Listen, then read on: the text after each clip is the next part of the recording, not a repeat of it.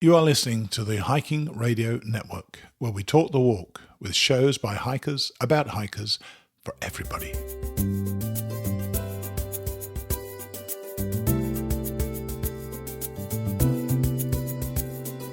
Returning to Katahdin, an Appalachian Trail dream. Have you ever dreamt of hiking the AT? Bruce Matson did, so we're going to follow him every step of the way.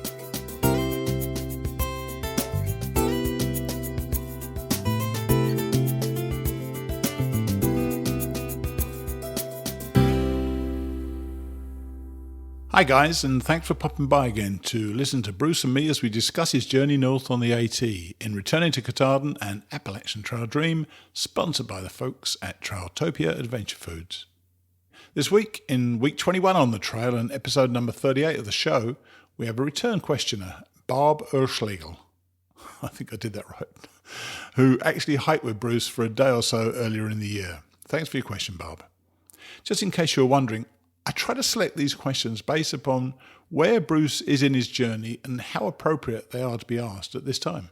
Despite what some of you may think, I do not just pull up the next question in a long list. There is a method in my madness. By the way, Bob, please send me your address again. I can't find it right now. Cheers. But before we get into it with Bruce, it is dinner time once more. Do you remember those cold, wet evenings on the trail when you pitched up at a shelter and there was nothing you would have rather had than a beautiful, hot, home-cooked meal? Well, apart from actually going home, you could try out one of the delicious meals from Trailtopia. Why not dig into their spectacular jambalaya with its authentic Creole flavour? Or how about their beef stew, which is loaded with beef, potatoes, carrots, mushrooms, corn, green beans and green bell pepper in a fantastic beef gravy? Go on, try them. Trust me, you'll love them. Trailtopia, the best of home cooking away from home. So now let's talk with the old boy himself. He's hiking in Vermont at the moment, girding himself for the upcoming assault on his senses in New Hampshire and Maine. He's about to get a bit of a taster of those mountains with Mt Killington just in front of him. Yep, it is starting to get real. Here's Bruce.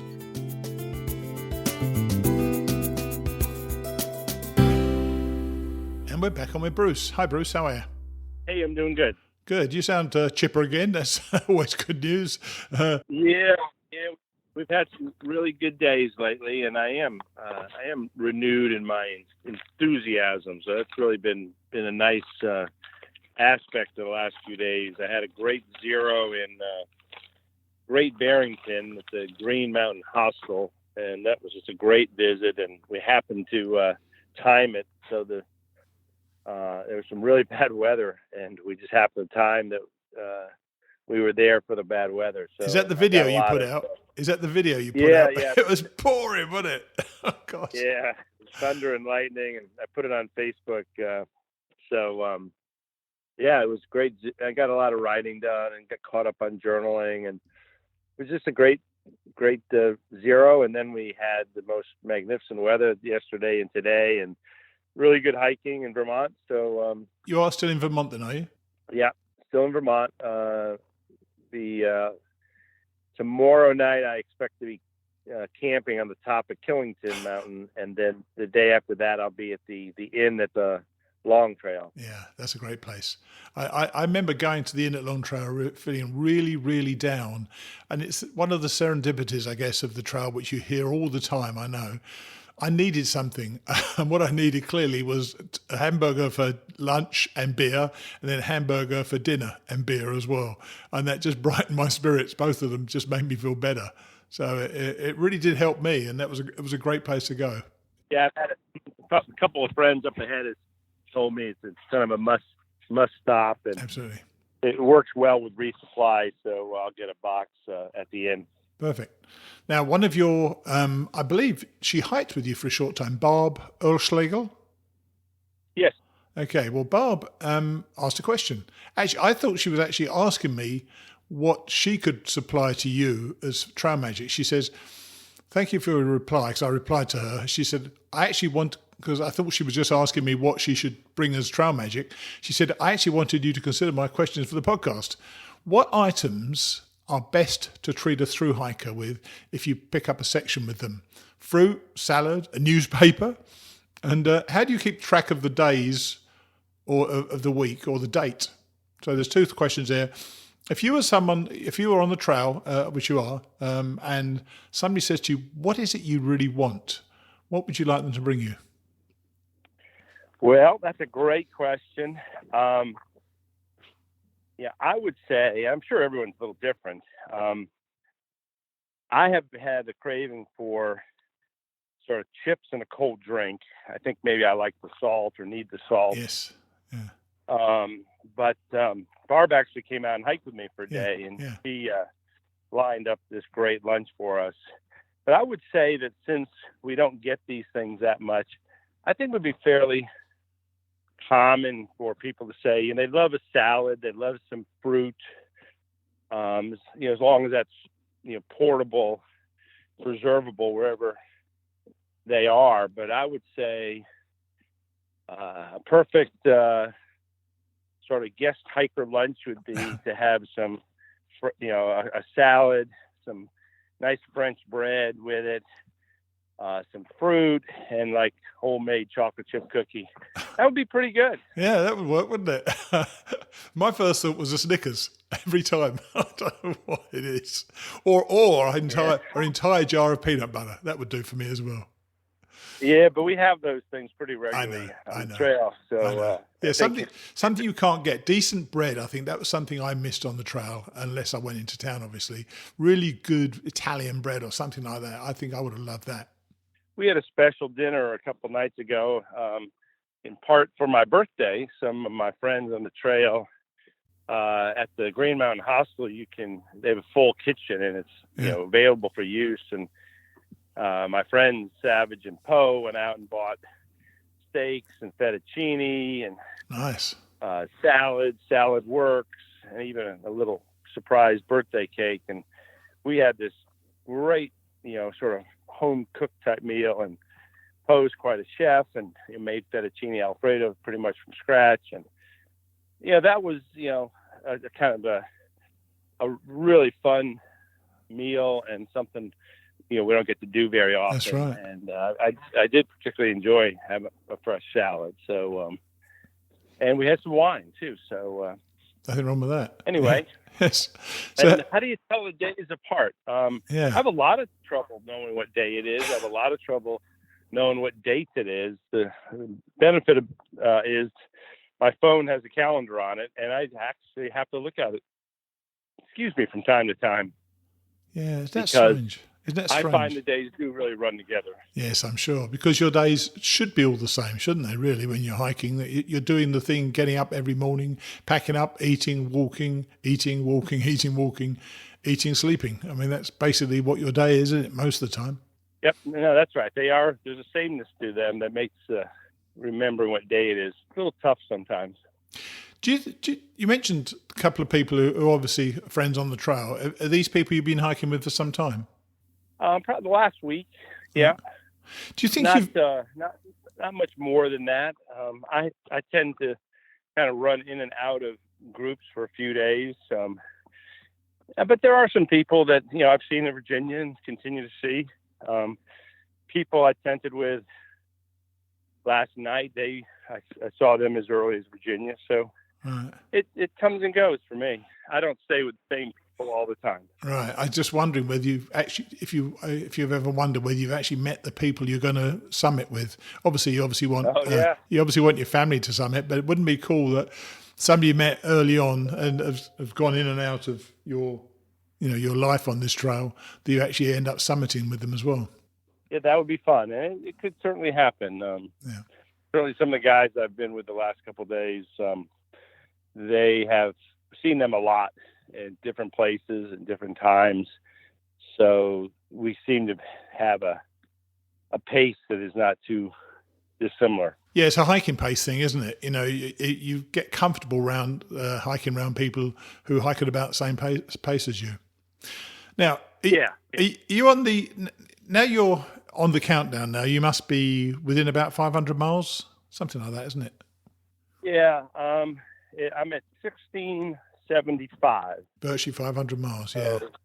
Someone said there is a 500 miles to go sign. And, I guess I should see that today or tomorrow. Yes, isn't that amazing? So now you are on the countdown, to Katahdin. Have you turned your thoughts much to what you're going to do in your post-trail life? And is that, and have those plans been in place all along, or is this something you've been thinking about recently? Some of it's been in place. There's a bunch of things I want to do, and you certainly think about it. Yeah. When you're our age, you feel like, you've got some good years left, and you want to use them well. Yeah. So, there's a variety of things I'd like to do, and it's probably more of a question of emphasis and priority. Sure. I'd like to continue to do some writing and speaking. I've got this new company that I'm going to be working with involving patent analytics. Right. And I still have, the law firm, and I'm still a court-appointed trustee. So there's plenty to do. A lot of things. I got a lot of things that I'm interested in, a lot of things I want to do. One of my friends is the headmaster at a classical Christian school. Right. He actually came out and bought me dinner in Fort Clinton. And I want to do some things with, his school of Veritas in Richmond. So, I tend to have a lot of interests. And it's like I said, I think it's all going to be about emphasis and priority, because I've got more things I want to do than I probably have time to do. And have you had on the trail the opportunity to put some emphasis on those? Has the trail given you that time to think about those things? And I tell you, the reason I ask you is that I recall when I started, and I was just before Neal's Gap, so 30 miles into it, less than 30 miles into it. I remember thinking, I've got so long to think about everything. I'm really going to give consideration to everything. And suddenly there was 500 miles to go. And I felt like almost I was running out of time to think about the things I wanted to think about and get clear upon. Have you found that at all, or have you done all your thinking, you're comfortable with it, and you're ready to go? It was just such an eye opener for me that you suddenly go into New Hampshire and you think, I'm on my last two states. It's almost over. Yeah. I think I've done most of my thinking, my reflecting, as my daughter Amy likes to tease me about. But I will say this, that I really will get to New Hampshire just in like 5 days, I think. Yeah. 6 days or something. And there is a little bit of, it's hard to believe that we're this far along. Yeah. I don't have any sense of I've wasted the time, but it has gone. Part of it is, it's a funny thing. It feels like you've been out here forever, yes. And then sometimes it feels like you've just been out here. And so there is an aspect of, wow. 500 miles is still a lot to go and a lot to do, but there is a sense of, man, I do have plenty of time left, but not quite as much as it seemed like when you started. So yeah. I have a little bit of sense, maybe not to the same degree you did, but I do get the sensation or the thought of the fact that, it actually might be ending sometime. Yeah. And has part of your thought process been perhaps to help the ATC? I know you're looking to help the ATC with your fundraising, but do you feel getting involved in that more is going to be part of your post-trial life? Yeah, maybe. I had a little conversation when I came through with Harper's Ferry. Right. Lori Patager and I had a really nice dinner, and we talked about some things. And, I'm not short on opinions, so I just told her, gave her a lot of my thoughts on having, and, it was actually a very sort of a detailed discussion about some thoughts, ideas, and recommendations. And she was very receptive, and I could see myself and enjoy doing something with them. So, I think I'll let them sort of let me know if they really care what my opinions are. But I could definitely see doing something. That's what I mean in terms of there's a lot of things I'd like to do, and I've just got to figure out the right priorities and emphasis. Yeah. No, we all know that you had incredibly cold weather at the beginning of the trail, and now you've had incredibly hot weather as well. So has it become more bearable for you, or has that real heat wave gone down now? A heat wave is gone. We had probably the nicest single day weather day of hiking the whole trip yesterday. It was nice. 50 in the morning, and I never got to 70. It was perfect. Clear sky. It was actually got a little nippy last night. I was, fully zipped into my sleeping bag by 3 a.m. And it felt great. And it was really, actually, while I was taking camp down this morning, I wore my puffy, and that hasn't happened in a long, long, long time. So it's just magnificent weather right now, and hope it continues for a while. Each day is supposed to get a little warmer, but yesterday was great. Today is great, and tomorrow's supposed to be good. So, it's quite nice right now. Yeah, you should still be finishing towards the end of August, shouldn't you? So if that is the case, then you're probably going to keep the decent weather, aren't you? I know in September in Maine, because I was in Maine most of September, it really cooled down, but it was lovely. I mean, it was beautiful the whole time. Are you getting many bugs at the moment? Actually, no. Oh, really? We seem to have gotten lucky in some respects. Here I will reveal something that no one will believe when I tell you, but I have not yet put insect repellent on any part of my body. Oh my gosh. How can that be? I know you're going to say that. I believe that, people have different body chemistries, and that you reject bugs. I think they don't like me, because I have hiked with people, literally, not just the same day, but the same time, the same places, who have gotten eaten sometimes, and I haven't. And it's not that there haven't been bugs, but I've been able to sort of deal with them more swatting. I don't really like putting insect repellent on, so if I don't have to. Now, like today, we haven't had a single bug. I think it's because it's breezy and cool. Yeah, nice. We haven't seen a bug. Someone told us, we came through Massachusetts, that heat wave did a number on mosquitoes.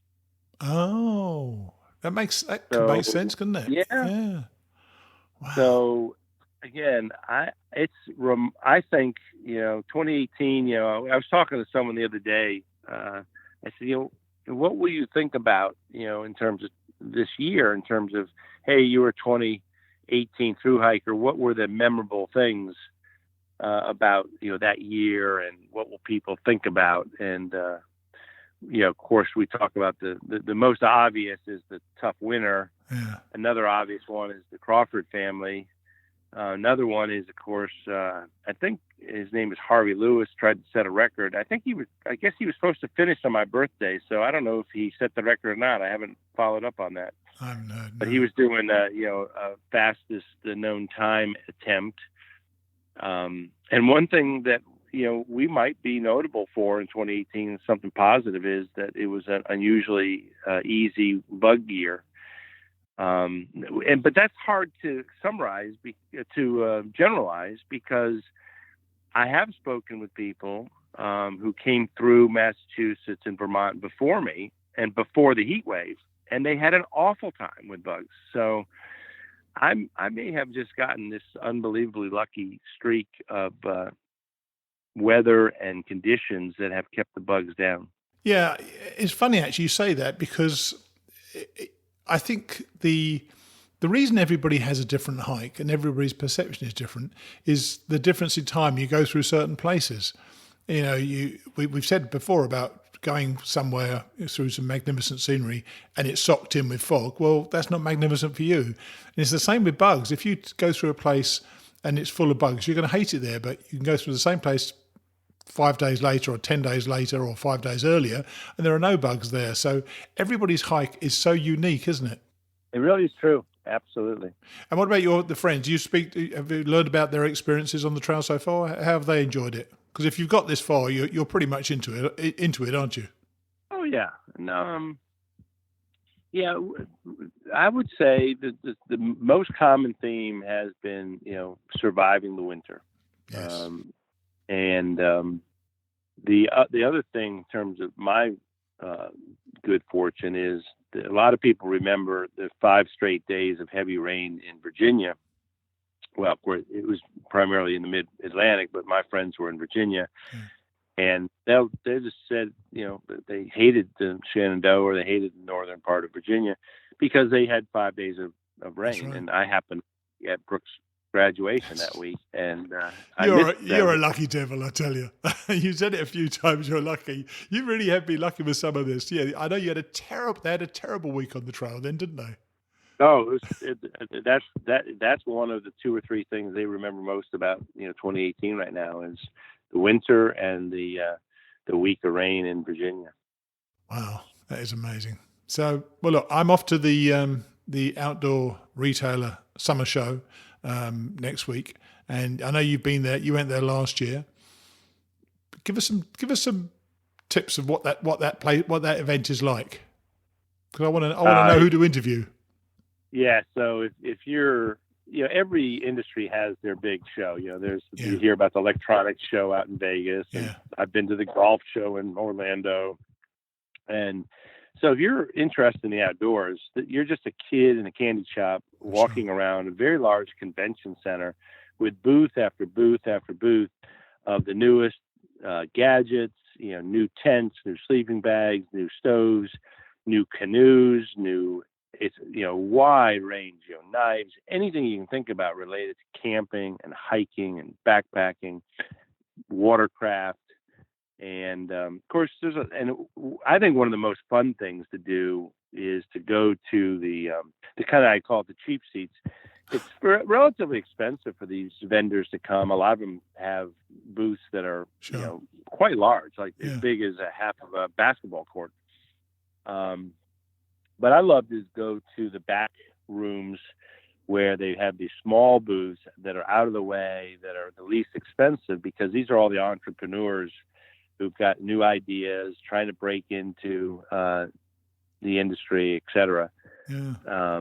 And I just love seeing the new companies, the new ideas. That's how we met Trailtopia. That's right. Yeah, I'm going to be seeing them next Monday, which is going to meet Vince for the first time. I'm looking forward to that a lot. And one of the things I can't remember the name of the company now, and shame on me, but I've actually booked an appointment to meet this company. They've got some outerwear, some clothes. You can change the temperature of them. It can change by as much as 30 degrees, I think, literally by using your phone to dial up the temperature on the thing you're wearing, which is awesome. There are a few nights I could have done with that, I tell you. So I'm just looking forward to it. I'm looking forward to sharing, obviously, the stories about what it's like and interviews in my Mighty Blue show. But I know you went last year, and I was interested in what you thought about it. All right, mate. Well, look, good to talk to you, and thanks for catching up now, because as I say, I'm off to Denver, and we will catch up again when I get back. And I get back here next Thursday, so perhaps we'll catch up Thursday or Friday, okay? Okay, very good. Have a good trip. Okay, buddy. Thanks a lot. Bye. Bye. Cheers.